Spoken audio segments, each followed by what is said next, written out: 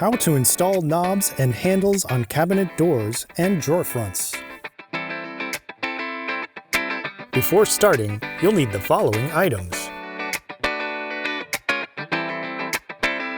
First, we'll install knobs on the cabinet doors. Line up the door corner template with the corner where your knob will be positioned on the door.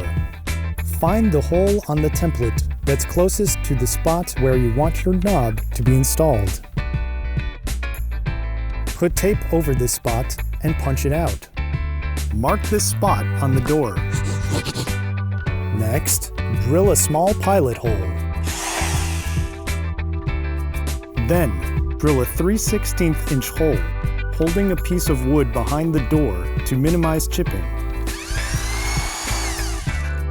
Hand tighten the knob to the screw.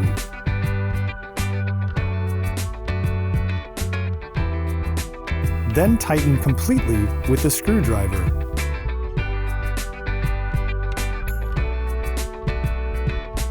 Flip the door corner template over and repeat the same process on the other door. Next, we'll install a handle on a drawer front. Measure the width of the drawer front, then mark the center point at the top. Line up the template with the center mark and find the line of holes on the drawer template that's closest to the vertical center of the drawer front. Line up your handle and use a pencil to mark the spots where you will drill. Once again, drill small pilot holes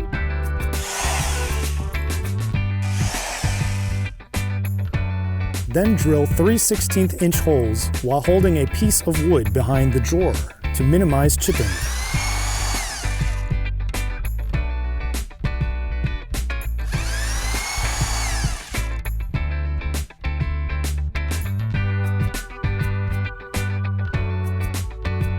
Tighten the screws with a screwdriver.